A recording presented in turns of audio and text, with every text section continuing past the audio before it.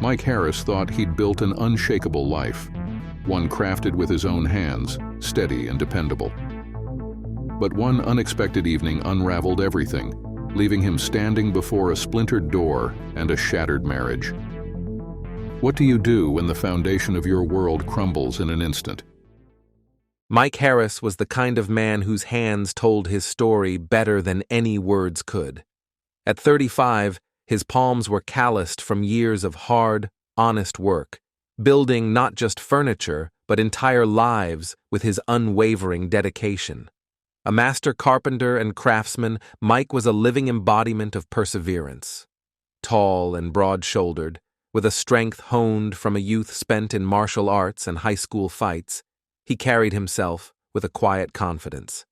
His brown eyes, softened with age, belied the fierce determination he once showed in schoolyards and sparring rings.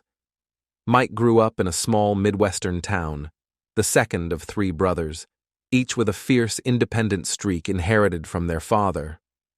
Their dad, a factory worker, was a tough but fair man who believed in discipline and respect. Mike's childhood was shaped by early morning chores, evening sparring sessions with his brothers, and weekends spent learning the basics of carpentry from his grandfather. That old man, with a steady hand and a twinkle in his eye, taught Mike that building something with care and precision wasn't just a skill, it was a way of life.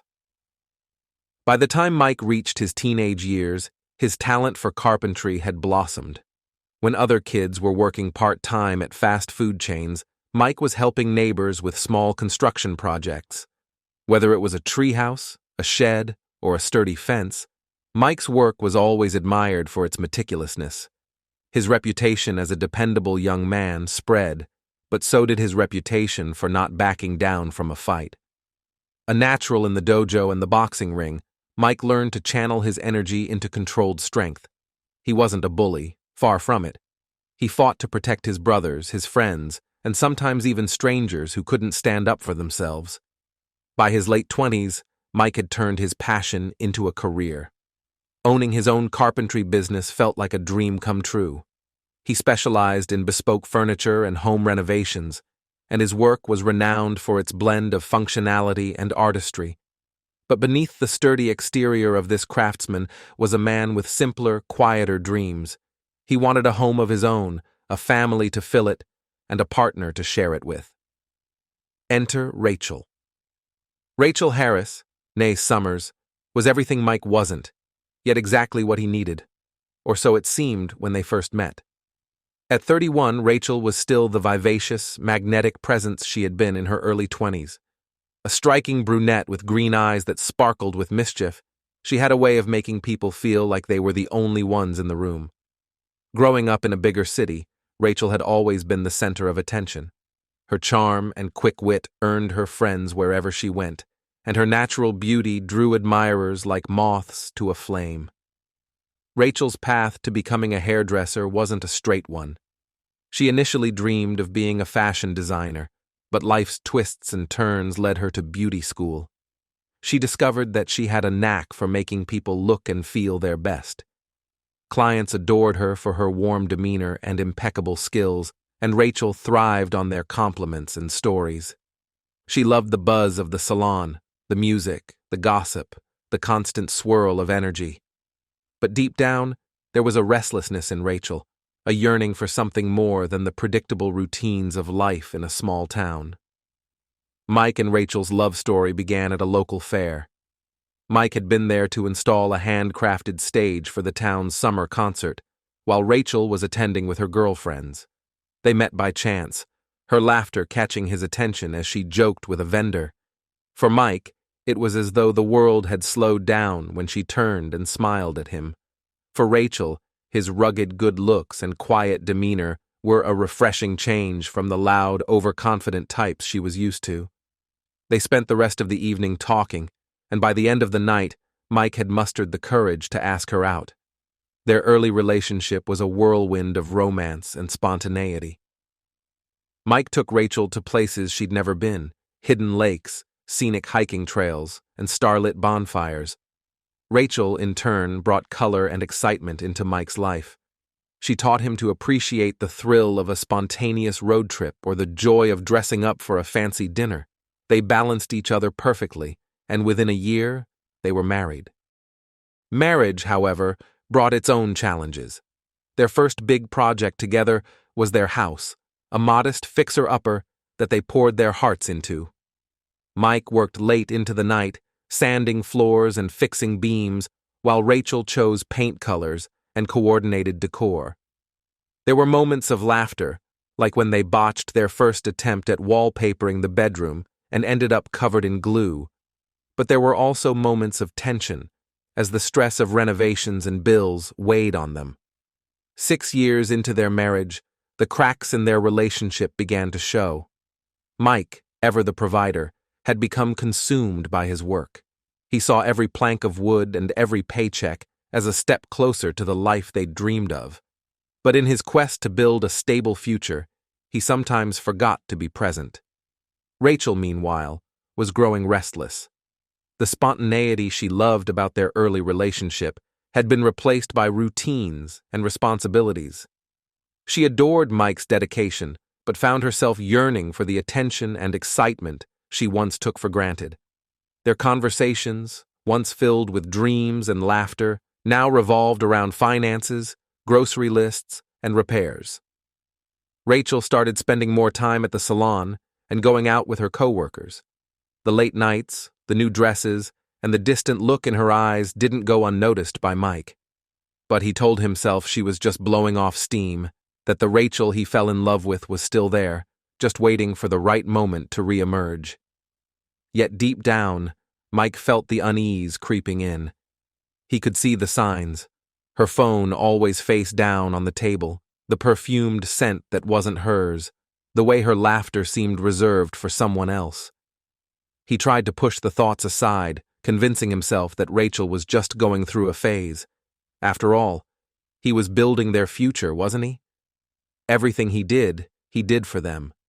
Rachel, on the other hand, found herself torn. She loved Mike in her way, but the spark that once burned brightly between them had dimmed. She wanted to feel alive again, to be desired, to escape the monotony that had taken hold of her life. But how do you leave the man who gave you everything, who built a home with his own 2 hands and would defend you with his life? As the days turned into months, their relationship hung in a fragile balance. Neither of them wanted to confront the growing divide, yet both felt its weight. Mike buried himself in his work, crafting furniture that would outlast lifetimes. Rachel sought solace in the fleeting moments of admiration she found outside their home. They were 2 people who loved each other deeply, yet were slowly drifting apart, caught in the undertow of unspoken resentments and unmet needs. Mike Harris never fancied himself a romantic, but on this particular Thursday, he decided to do something thoughtful. His workday had wrapped up early, a rare occasion considering the demanding nature of his craft, and he thought of Rachel. The 2 of them had been distant lately, and though Mike wasn't the most emotionally intuitive man, he felt the weight of the silence that had settled between them. She had seemed tired, distracted, and just somewhere else. Maybe today, he thought, he could remind her that he cared. Stopping by the local coffee shop on the way to Rachel's salon, Mike ordered her favorite, a caramel macchiato with oat milk. He even asked the barista to write a small heart on the cup, feeling awkward as he did, but hoping it might make Rachel smile. As he walked into the salon, the familiar smell of hairspray and scented shampoo greeted him. The place was bustling, filled with the hum of blow-dryers and idle chatter. One of Rachel's co-workers, a bubbly blonde named Tammy, glanced up from the reception desk and greeted him with a wide smile. "Hey there, Mike.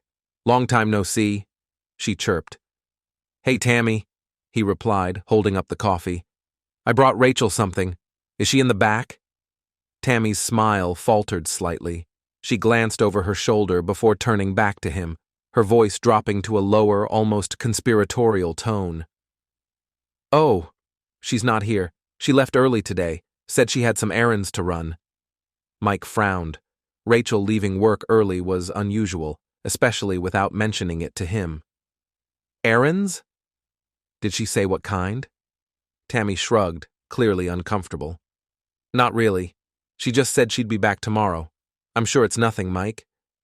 Her attempt at reassurance felt hollow, her tone too light to be convincing. Mike nodded slowly, setting the coffee cup down on the desk. All right.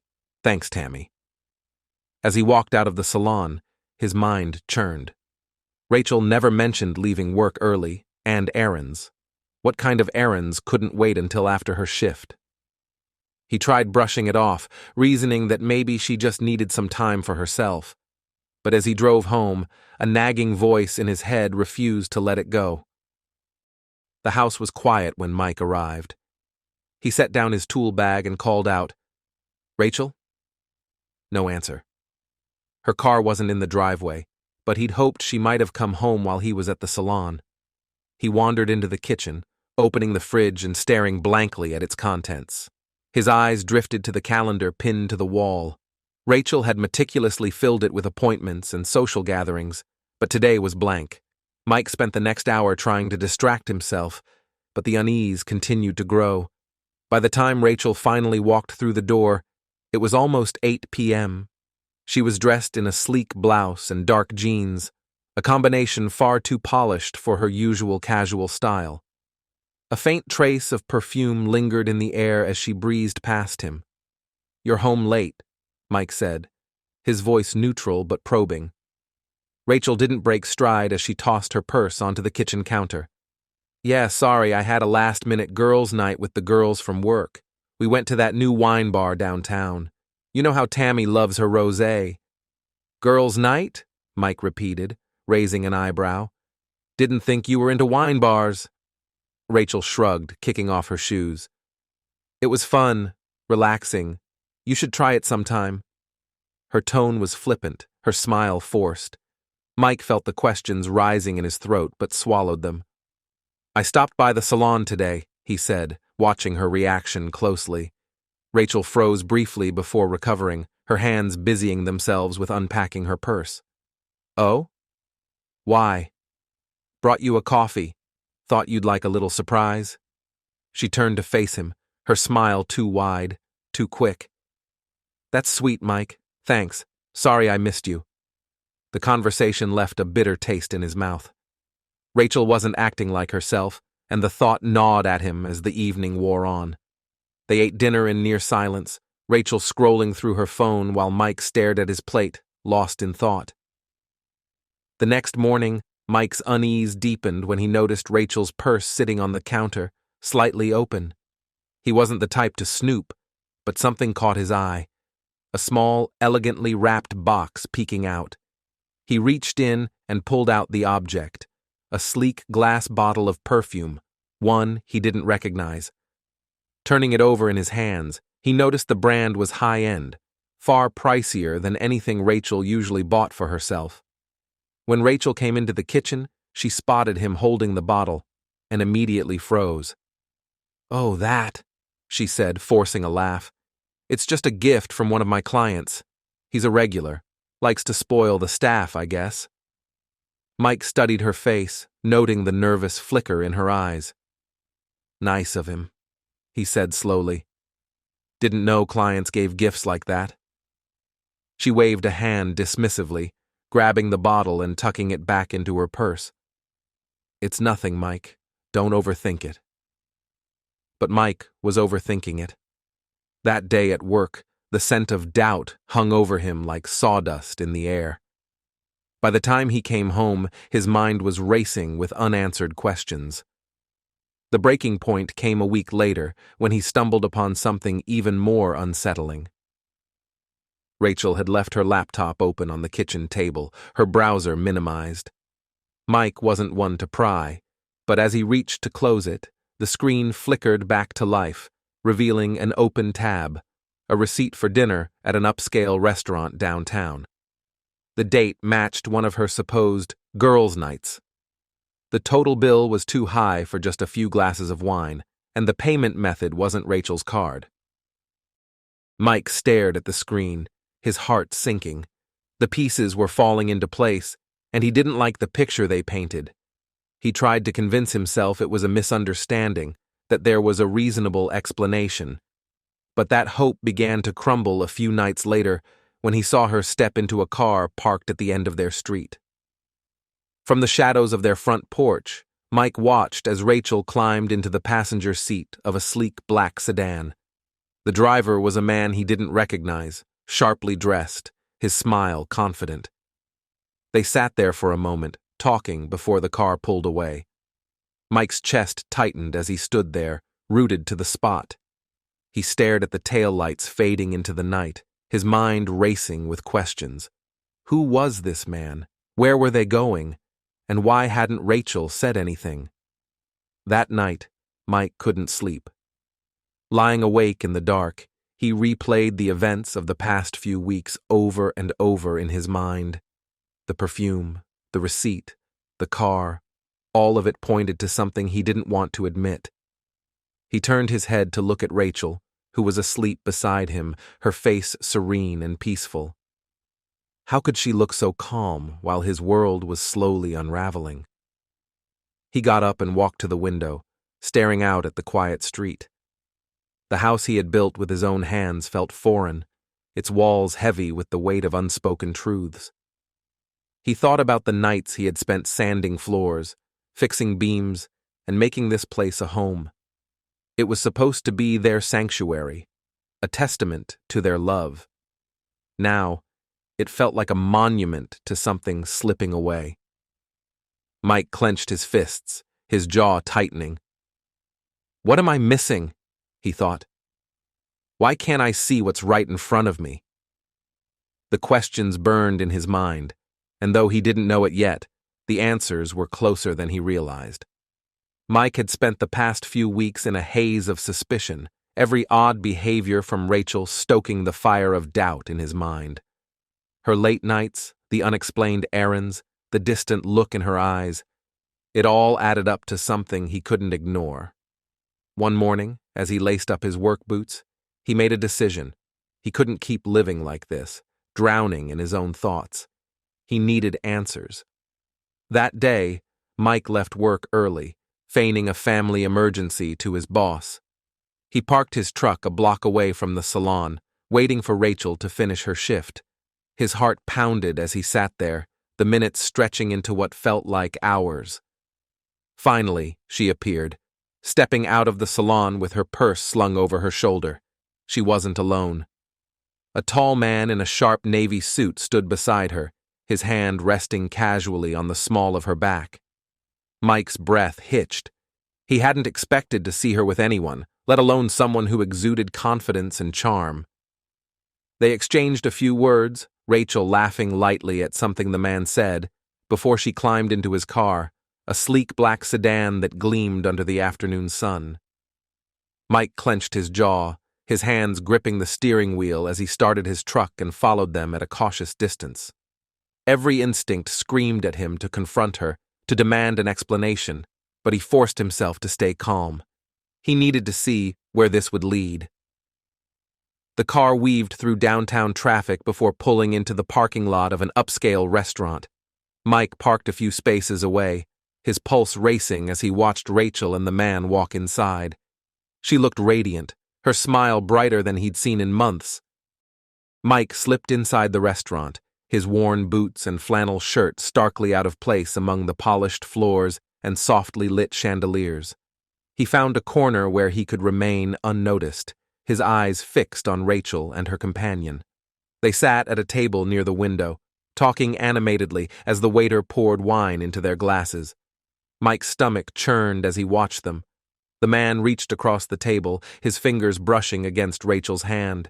She didn't pull away. Instead, she leaned in closer, laughing at something he said. "Are you waiting for someone, sir?" a waiter interrupted, startling Mike. "No, just leaving," Mike muttered, handing the waiter a crumpled bill before slipping back outside. The sight of Rachel holding hands with another man was seared into his mind. Sitting in his truck, Mike gripped the steering wheel so tightly his knuckles turned white. His thoughts spiraled, a storm of anger, pain, and confusion. Maybe I'm wrong, he told himself. Maybe it's just a client, a business dinner. But deep down, he knew better. Rachel's laughter, her touch, the way she looked at the man. It wasn't the behavior of someone committed to her marriage. Why would she do this? Why lie to me? I've given her everything I could. Our home, my time, my love. How long has this been going on? How much of our life has been a lie? Mike slammed his fist against the dashboard, the dull ache in his hand grounding him for a moment. He couldn't just sit there. He needed to know how far this would go. As the sun dipped below the horizon, casting the city in hues of deep purple and orange, Mike felt an unrelenting weight settle in his chest. He watched from his truck as Rachel and the man exited the restaurant, their laughter and ease starkly visible even from a distance. They lingered near the car, their movements slow, deliberate. The man leaned in slightly, his hand brushing against Rachel's waist as he opened the passenger door for her. It wasn't a casual gesture. It was intimate, possessive, and it made Mike's stomach churn. Rachel slid into the seat gracefully, her silhouette illuminated by the soft glow of a nearby street lamp. For a brief moment, she glanced around, her gaze sweeping over the parking lot. Mike instinctively shrank back, his hands gripping the steering wheel so tightly his knuckles turned white. The man climbed into the driver's side, the car pulling out smoothly onto the road. Mike hesitated for a split second, his truck idling. His mind raced with questions. Do I really want to follow them? What if I'm wrong? What if there's an explanation for all of this? But every answer led back to the same conclusion. He had to know the truth. With a deep breath, he eased his truck into gear and followed at a safe distance, the tail lights of the sleek black sedan guiding his way through the darkening streets. The city seemed quieter at night, the usual hum of activity dulled by the encroaching evening. Mike's pulse quickened as the car in front of him weaved through traffic, eventually veering off into a quieter part of town. His heart sank when the sedan pulled into the circular driveway of a boutique hotel, its grand facade lit up by ornate lanterns. This wasn't just any hotel, it was the kind of place reserved for special occasions, or clandestine meetings. Mike parked his truck a short distance away, his breathing shallow as he watched Rachel and the man step out of the car. The man handed his keys to the valet, his posture relaxed, his confidence infuriatingly clear. He placed a hand on the small of Rachel's back again, guiding her through the revolving glass doors. Rachel didn't resist. If anything, she leaned into the touch. Mike sat frozen in his seat, his thoughts a chaotic whirlwind. This can't be happening. Not Rachel, not my wife. Yet, the evidence was right in front of him, undeniable and devastating. For a fleeting moment, he considered storming into the hotel, demanding answers right there in the lobby. But something stopped him. Maybe it was the fear of creating a scene, of making himself look like a fool if this was all a misunderstanding. Or maybe it was the crushing reality that he wasn't ready to hear what they might say. Instead, he waited. The minutes stretched into an eternity as he watched the hotel entrance. Guests came and went, their lives ordinary and uncomplicated compared to the storm raging inside Mike. When Rachel and the man finally reappeared, they were escorted by a bellhop who carried a small overnight bag. Mike's stomach twisted at the sight. The trio disappeared into the elevator, and Mike knew he had to act. He stepped out of his truck, his boots hitting the pavement with a dull thud. The cool night air did little to calm the heat coursing through his veins. He approached the hotel cautiously, his heartbeat echoing in his ears. As he stepped into the opulent lobby, the smell of polished wood and expensive cologne filled his senses. The receptionist barely glanced at him as he crossed to the elevator bank, his worn work jacket and calloused hands starkly out of place in the pristine environment. Mike's eyes scanned the display above the elevators, watching the glowing numbers ascend. 5th floor. Room 514. He caught sight of the bellhop returning to the lobby, confirming the floor number in a hushed conversation at the front desk. Mike clenched his fists, his body taut with barely contained rage. The elevator ride was excruciatingly slow, each floor a reminder of what awaited him at the top. As the doors slid open, Mike stepped into the quiet hallway, his boots muffled by the plush carpet. The corridor stretched out before him, lined with identical doors and discreet wall sconces. He moved forward with purpose, his gaze locked on the number plates until he reached 514. His chest rose and fell with shallow breaths as he stood outside the door. From within, he could hear faint sounds, laughter, soft voices, the clink of glass. He pressed his ear against the door, straining to catch the words, but the muffled tones only served to amplify his frustration. Every second he waited felt like a lifetime, each sound driving a knife deeper into his chest. Mike's mind raced. Maybe I'm wrong. Maybe this is all innocent. But the image of Rachel leaning into that man, laughing in the restaurant, and walking into this hotel with him shattered any illusions of innocence. The thought of what might be happening on the other side of the door sent a surge of anger through him, eclipsing any hesitation. Taking a step back, Mike steadied himself. His jaw clenched, his fists tightening at his sides. Without another moment's thought, he lifted his foot and drove it into the door with all the force he could muster. The lock gave way with a sickening crack, the door flying open and slamming against the wall. The room was frozen in an instant of shock. Rachel and the man were on the bed, tangled together in a way that left no room for doubt. Rachel's face drained of color as she scrambled to pull the sheet over herself. "Mike!" she shrieked, her voice high and panicked. "What the hell are you doing?" The man stumbled off the bed, fumbling to grab his pants.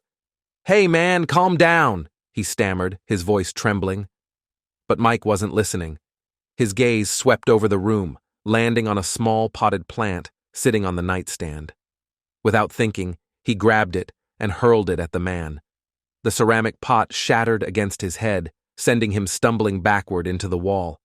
Rachel jumped to her feet, the sheet wrapped around her like a shield. "Stop it, Mike! Stop it! You're acting crazy!" she screamed, trying to place herself between him and the man. Mike's voice was raw, his words trembling with rage. "I'm acting crazy? You brought this into our marriage, Rachel. You destroyed everything." The man, dazed and clutching his forehead, tried to inch toward the door. Mike took a threatening step forward, his fists clenched. "You're not going anywhere, pal," he growled. Rachel sobbed, grabbing at Mike's arm in desperation. "Please, Mike, stop. Just leave him alone." For a moment, Mike's eyes met hers, and he saw fear and guilt reflected back at him.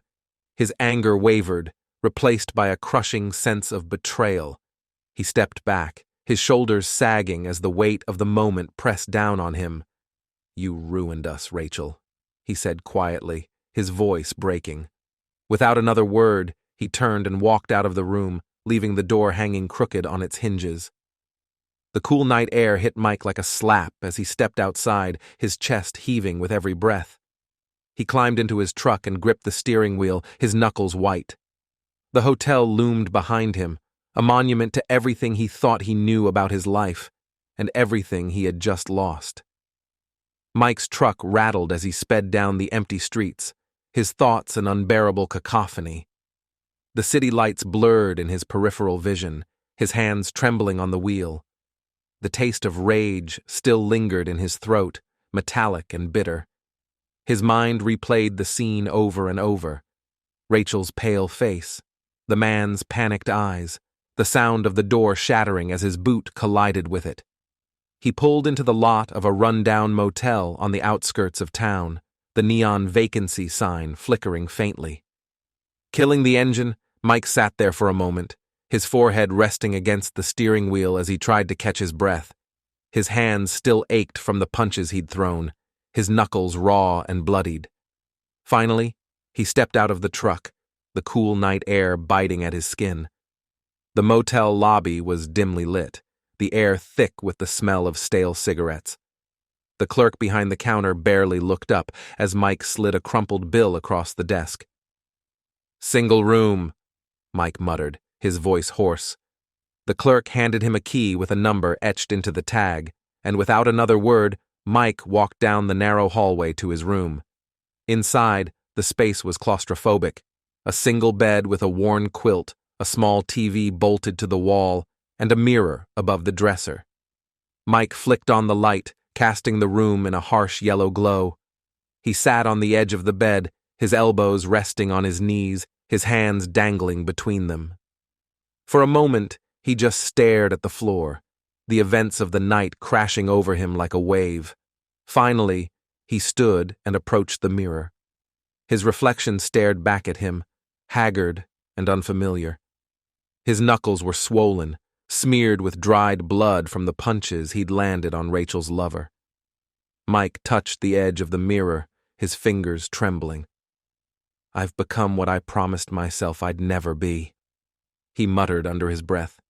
His voice cracked, barely audible over the hum of the room's outdated heater. "But I couldn't just stand there. She betrayed me." The words felt heavy, their weight sinking into his chest. He thought of the fights he'd gotten into as a teenager, the promises he'd made to himself to leave that part of him behind. He was supposed to be better now, stronger, calmer, but tonight had brought that side of him roaring back, and he didn't know if he could face it. Sometime after midnight, Mike's phone buzzed on the nightstand. He had half a mind to ignore it, but something made him reach for it. The name on the screen read, Jake. His older brother, the one person who might understand. "Mike!" Jake's voice came through, steady but edged with concern. "What the hell happened tonight?" Mike closed his eyes, leaning back against the headboard. "You heard about it already?" "Of course I did," Jake said, his tone softer now. "Someone at the hotel called the cops. When I found out it was you, I told them I'd handle it. But Mike, you've got to tell me what's going on." There was a long pause before Mike spoke. "She was with another man," he said finally, the words tasting like ash. "I caught her, Jake, at the hotel, and I just lost it." Jake sighed on the other end. "Damn it, Mike. I get it, I do. But this isn't the way to handle it. You can't go breaking down doors and beating the hell out of people no matter what they've done." "What was I supposed to do? Stand there and let it happen?" Mike's voice cracked, anger and pain spilling into his words. "No," Jake said firmly. "But you can't let this destroy you either. Listen, I smoothed things over with the hotel and the cops, but you've got to pay for the door. And the, plant. I'm serious, Mike. Get your head on straight. Don't let her break you." Mike let out a shaky breath. "Thanks, Jake, for covering for me." "That's what family's for," Jake said. "But promise me something. Don't go back there tonight. Get some rest. Cool off. You're stronger than this, Mike. Don't forget that." Mike hung up the phone, his brother's words echoing in his mind. He was strong, at least he used to be. But tonight, he felt like the pieces of his life were crumbling around him, and he wasn't sure he could hold them together. The motel room felt suffocating by morning, the stale air pressing in on Mike like a weight. He hadn't slept much, just fitful bursts of rest punctuated by flashes of Rachel's face, her tearful pleas, and the man's panicked expression. He got up and splashed cold water on his face, staring at himself in the bathroom mirror. The swelling in his knuckles had gone down slightly, but the bruises were still angry and red. He packed up his few belongings and checked out without a word, the clerk barely glancing up as he dropped the room key on the counter. Outside, the sky was gray, the kind of overcast morning that felt more like a continuation of the night. Mike climbed into his truck and started the engine, the rumble breaking the oppressive silence. Driving home felt surreal.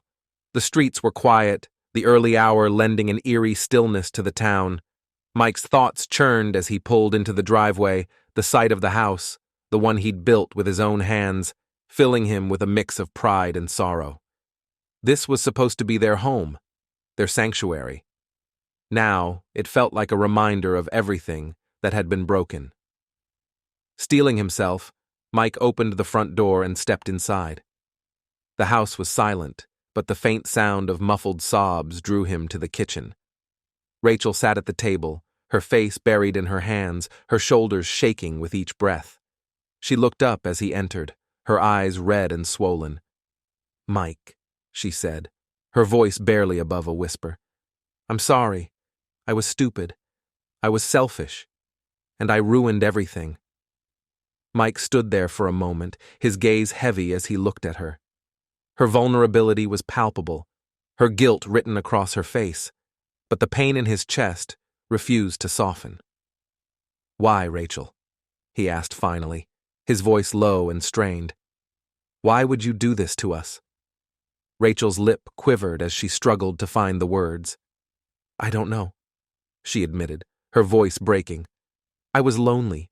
I was angry, and I made a mistake, a horrible mistake. But Mike, please, please don't give up on us. Don't give up on me." Mike exhaled slowly, his hands curling into fists at his sides. The weight of her words, her tears, and her betrayal pressed down on him like a physical force. He didn't respond immediately, his mind racing as he tried to process everything. "I don't know if I can," he said finally, his voice barely audible. "You broke something, Rachel, and I don't know if it can be fixed." Her sobs grew louder, her hands clutching at the edge of the table as if trying to hold herself together. "Please," she begged, "just give me a chance to make it right." Mike looked away, the sight of her tears almost too much to bear.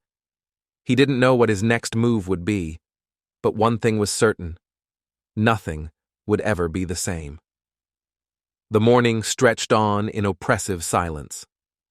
Mike sat at the kitchen table, his hands clasped together, staring at the scratched wooden surface. The house, their home, felt foreign now, each creak of the floorboards, each hum of the refrigerator a reminder of what had been broken. Rachel sat across from him, her tear-streaked face blotchy and raw, but he didn't look at her. He couldn't. For a moment, neither spoke. The quiet was suffocating, each of them drowning in the weight of unspoken words. Finally, Mike broke the silence, his voice cold and controlled. "I want you to explain," he said, his eyes fixed on the table. Rachel shifted uncomfortably, her fingers twisting the hem of her sweater. "Mike, Her voice faltered, and she swallowed hard. "I don't even know where to start." Mike's gaze snapped up, his jaw tightening. "Start with the truth," he said sharply.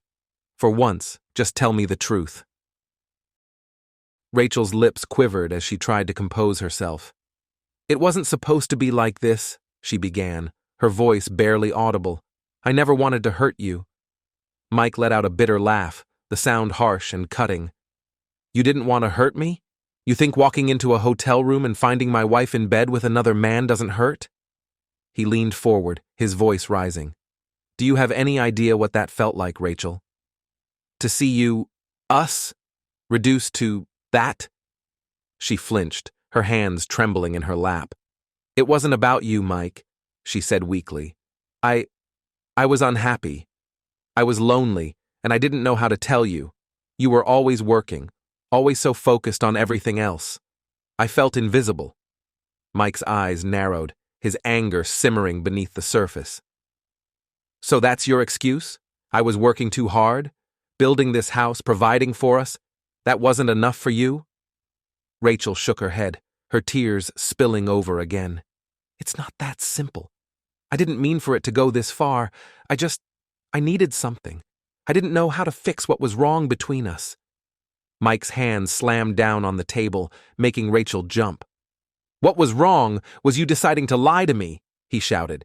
"You didn't want to fix anything. You wanted an escape, and instead of talking to me, you ran straight into another man's arms."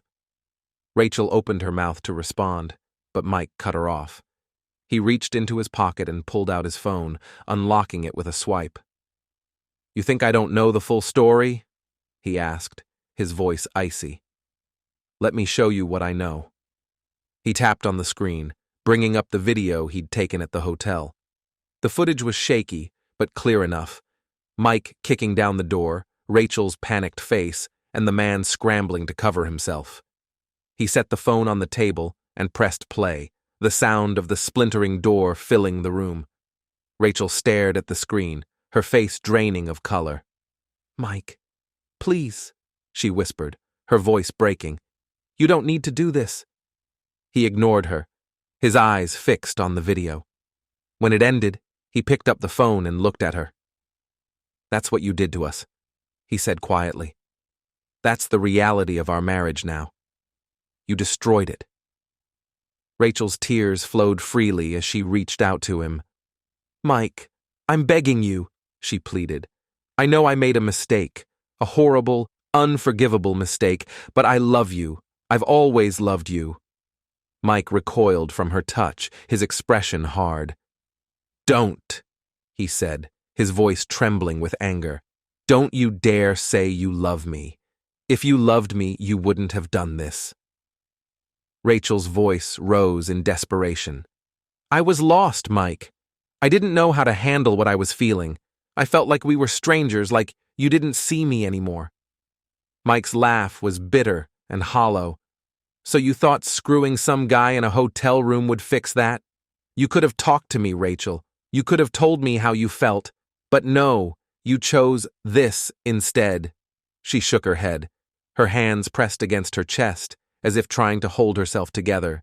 "I didn't mean for it to happen. It got out of control. I wasn't thinking clearly." Mike stood abruptly, pacing the length of the kitchen. "You weren't thinking clearly? That's your excuse? You were clear enough to lie to my face. Clear enough to hide it for weeks, maybe months." He stopped and turned to face her, his eyes blazing. "How long, Rachel? How long has this been going on?" Rachel hesitated, her gaze dropping to the floor. "A couple of months," she admitted softly. Mike closed his eyes, his fists clenching at his sides. "Months," he repeated, his voice heavy with disbelief. "You've been lying to me for months." Rachel stood and moved toward him, her arms outstretched. "Mike, please," she said, her voice cracking. "I'll do anything to make this right. I'll go to therapy. I'll quit my job, whatever it takes. Just don't give up on us." Mike stepped back, his expression unreadable. For a moment, the room was silent except for Rachel's quiet sobs. Then he spoke, his voice calm but resolute. "It's too late, Rachel," he said. "You didn't just break my trust. You shattered it, and I can't put it back together." Rachel sank to her knees, her tears pooling on the floor. "Please," she whispered. "Don't leave me. I can't lose you." Mike's jaw tightened as he looked down at her, the woman he had once loved more than anything. But the weight of her betrayal was too much to bear. "You already lost me," he said quietly. "The moment you chose him over us." He turned and walked toward the door, leaving Rachel sobbing behind him. As he stepped outside, the crisp morning air hit him like a wave, the weight of the past weeks finally crashing down. For the first time in years, he felt utterly and completely alone. Mike climbed into his truck, the engine roaring to life as he pulled out of the driveway. He didn't know where he was going, but one thing was clear: this chapter of his life was over. The days after Mike's departure were a blur for Rachel. Her once meticulously organized life now felt like a chaotic mess, each hour dragging painfully slow as guilt and regret consumed her. She stayed home from work for the first few days, unable to face her co-workers. But eventually, she had no choice but to return. The salon, once a place where she thrived, had become an arena of whispered judgments and sideways glances. "Did you hear about Rachel?" one stylist murmured behind her station. "They say her husband left her," another added. "Caught her cheating or something." Rachel heard them, of course. The words were always delivered just loud enough to ensure they reached her. Clients seemed more distant now, their polite smiles faltering when she greeted them. Even Tammy, her once friendly co-worker, avoided her gaze. It didn't take long for Rachel's reputation to crumble. The man she had risked everything for, Mark, had vanished within days of the confrontation. His texts went unanswered, his promises of affection evaporating the moment things turned difficult. The silence he left behind was deafening, a cruel reminder of how temporary and hollow their connection had been. Each night, Rachel found herself staring at her phone, scrolling through old photos of her and Mike. She hesitated over his contact name, the urge to call him almost unbearable. But she knew it would do no good. He had made his decision, and she couldn't blame him. One evening, while sitting alone at the kitchen table, Rachel whispered into the empty room, "I'm sorry, Mike. I was so stupid. I wish I could take it all back." The walls, however, offered no forgiveness. Mike's first week back on the job felt like stepping into a new world, one that was both familiar and foreign. The rhythmic sound of hammers and saws was a welcome distraction, grounding him in the physicality of his craft. Wood, at least, was predictable, strong, pliable under his hands, and unchanging in its loyalty. Unlike people, it didn't lie or betray. He poured himself into his work, taking on projects that challenged him, each piece of furniture or renovation a testament to his determination to rebuild, not just homes, but his own sense of purpose. His co-workers noticed the change in him. Mike, who had always been quiet but good-natured, now carried an air of steely focus. One afternoon, his foreman approached him. "Got a new project for you, Mike," he said, handing over a folder. "Client's a woman named Linda. Wants a custom gazebo for her backyard. Said she heard about your work and wouldn't settle for anyone else." Mike nodded, flipping through the plans. The design was intricate but manageable, a perfect challenge to sink his teeth into. "I'll get started tomorrow," he replied. Linda Turner was unlike anyone Mike had worked for before. She was in her early 40s, with a warm smile and an easy laugh that put people at ease. When Mike arrived at her property to discuss the gazebo plans, she greeted him with a glass of iced tea and an enthusiastic handshake. "Mike Harris, the master carpenter," she said, her tone playful but genuine. "I've heard great things about you." Mike gave a modest shrug. "Just doing my job, ma'am." "Please, call me Linda," she insisted. "And if this gazebo turns out half as beautiful as your reputation suggests, you might have to build me a whole deck next." As they walked through her backyard, discussing the layout and materials, Mike couldn't help but notice how Linda listened intently to his suggestions. Unlike many clients, who often micromanaged or second-guessed him, she trusted his expertise, valuing his input. It was refreshing. Over the weeks, their professional conversations began to drift into more personal territory. Linda shared stories about her late husband, who had passed away years ago, leaving her to raise their 2 children alone. "It was hard," she admitted one afternoon, watching as Mike sanded the wooden beams of the gazebo. "But I found strength in focusing on what I could control. My kids, my work, this home. It gave me purpose." Mike nodded, her words resonating more than he cared to admit.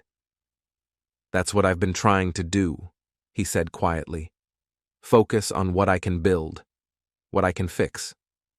Linda tilted her head, studying him.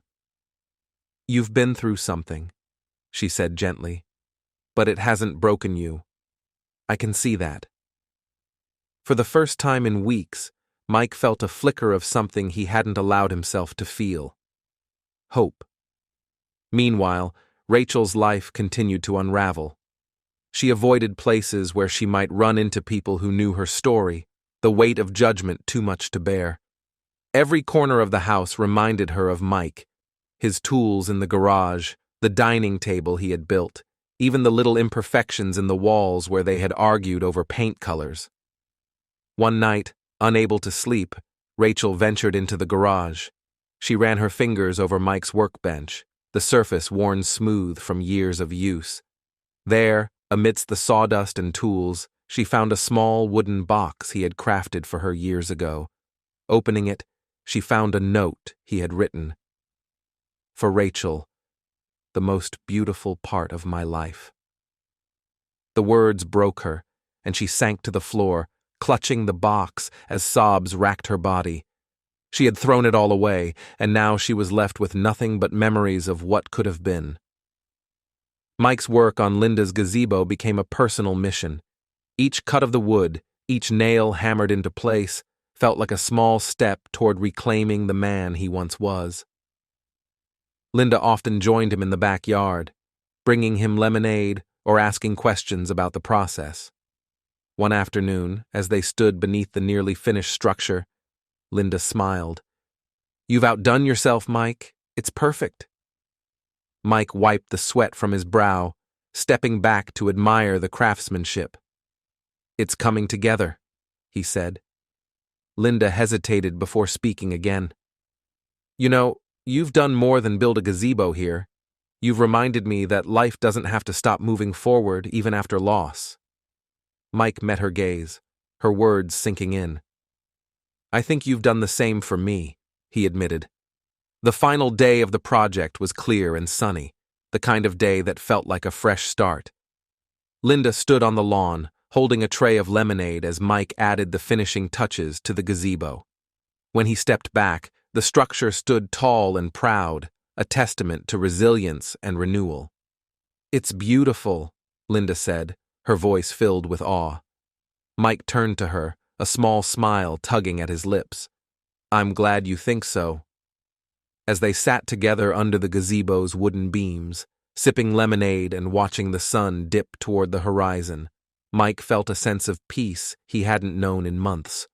For the first time, he allowed himself to imagine a future, one built not on what he had lost, but on what he could create. And as Linda's laughter filled the air, mingling with the soft rustle of leaves, Mike realized that maybe, just maybe, the best chapters of his life were still ahead.